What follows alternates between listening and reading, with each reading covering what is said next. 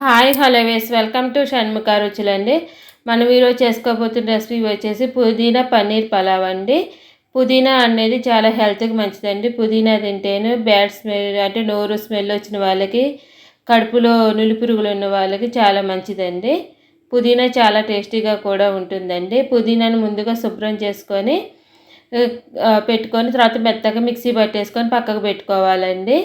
తర్వాత stove on చేసుకొని అందులోకి ఒక 3 టీ స్పూన్లు ఆయిల్ వేసుకోవాలండి. ఆయిల్ హీట్ ఎక్కాక దాంట్లోకి పన్నీర్ని 200 గ్రామ్స్ పన్నీర్ తీసుకొని చిన్న చిన్న క్యూబ్స్లా కట్ చేసుకొని నేను ఆయిల్లో వేసుకున్నానండి.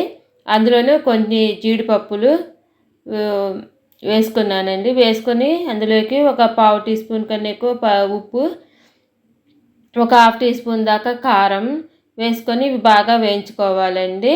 ఒక 7-8 నిమిషాలైనా వేయించుకోవాలండి. ఒక 7-8 నిమిషాలు వేగాక ఈ పన్నీర్ని తీసి పక్కకు పెట్టుకోవాలండి. పుదీనా అనేది హెల్త్కి చాలా మంచిది అండి. చాలా పుదీనా పన్నీర్ పలావ్ కూడా బిర్యానీ టేస్ట్ లాగానే చాలా టేస్టీగా కూడా ఉంటుందండి. పన్నీర్ పక్కకు పెట్టేసుకున్నాక అందులోకి ఒక 7-8 టీ స్పూన్ల దాకా ఆయిల్ వేసుకోవాలండి. సగం ఆయిల్ సగం నెయ్యి కూడా వేసుకోవచ్చండి, అది ఆప్షనల్ అండి. నేను ఇక్కడ ఎక్కువ ఆయిల్ యూస్ చేశానండి. ఒక 7-8 టీ స్పూన్ల దాకా ఆయిల్ వేసుకొని ఆయిల్ హీట్ ఎక్కాక అందులోకి 2 బిర్యానీ ఆకులు, షాజీరా, 3 ఇంచు దాల్చిన చెక్క, 3 యాలకులు, 3 లవంగాలు, మసాలా దినుసులన్నీ వేసుకోవాలండి. వేసుకొని వేగాక ఒక హాఫ్ టీ స్పూన్ దాకా జీలకర్ర కూడా వేసుకోవాలండి. జీలకర్ర అనేది అరుగుదలకు చాలా మంచిదండి. అందుకని ఒక హాఫ్ టీ స్పూన్ దాకా జీలకర్ర కూడా వేసుకొని వేయించుకున్నానండి. అవి వేగాక ఒక మీడియం సైజు ఉల్లిపాయ సన్నగా కట్ చేసుకొని వేసుకోవాలండి. ఒక 2 పచ్చిమిరపకాయ ముక్కలు వేసుకొని వేయించుకోవాలండి. అవి బాగా వేగాక ఒక 50% అలా వేగాక అప్పుడు అల్లం వెల్లుల్లి పేస్ట్ వేసుకోవాలండి. ఒక 50% వేగాక ఒక అల్లం వెల్లుల్లి పేస్ట్ 1 టీ స్పూన్ అల్లం వెల్లుల్లి పేస్ట్ వేసి వేయించుకోవాలండి. అల్లం వెల్లుల్లి పేస్ట్ కూడా బాగా పచ్చి వాసన పోయే వరకు వేయించుకోవాలండి. అది వేగాక ముందుగానే మిక్సీ పట్టుకున్న పుదీనా పేస్ట్ కూడా వేసుకోవాలండి. అల్లం వెల్లుల్లి పేస్ట్ అంతా బాగా ఉల్లిపాయ అంతా బాగా వేగింది అనుకున్నాక మధ్య మధ్యలో కలుపుకుంటూ ఉండాలండి. మా వీడియో కనుక ఫస్ట్ టైం చూస్తున్న వాళ్ళైతే మా ఛానల్ని సబ్స్క్రైబ్ చేసుకోండి. మేము పెట్టే వీడియోస్ మీకు ఎప్పటికప్పుడు నోటిఫికేషన్స్ వస్తూ ఉంటాయండి.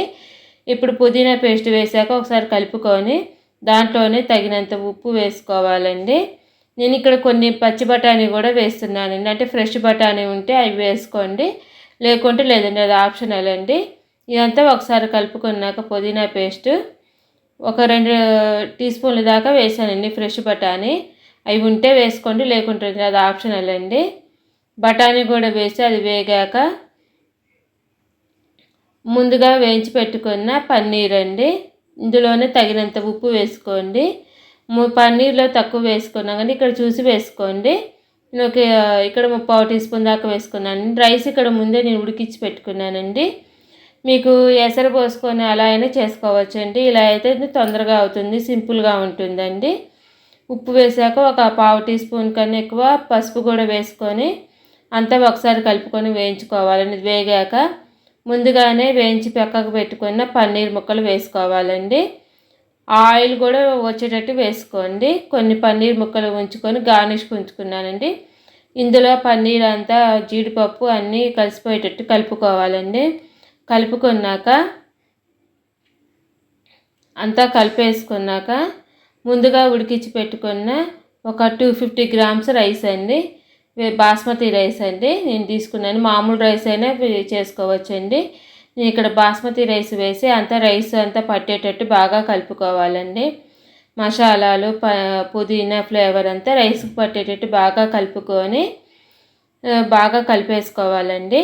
మా వీడియో కనుక కొత్తగా చూసే వాళ్ళైతే మా ఛానల్ని సబ్స్క్రైబ్ చేసుకోండి. మేము పెట్టే వీడియోస్ మీకు ఎప్పటికప్పుడు నోటిఫికేషన్స్ వస్తూ ఉంటాయండి. ఇప్పుడు రైస్కి అంతా పట్టేటట్టు కలుపుకున్నాక మిగిలిన పన్నీర్ ముక్కలు జీడిపప్పు వేసేసుకొని పైనుంచి గార్నిష్ చేసి సర్వ్ చేసుకోవటమేనండి. మా వీడియో మీకు నచ్చినట్లయితే లైక్ చేయండి, షేర్ చేయండి, సబ్స్క్రైబ్ చేసుకోండి. Thank you for watching.